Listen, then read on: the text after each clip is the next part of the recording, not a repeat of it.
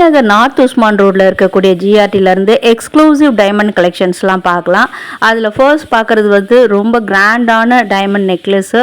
இது வந்து எப்போவுமே இருக்கிற மாதிரி தான், பட் ஃபாஸ்ட் மூவிங் கலெக்ஷனு. எல்லாமே 18 கேரட்டில் வரக்கூடியது, சிலதெல்லாம் 22 கேரட்லேயும் வந்திருக்கு.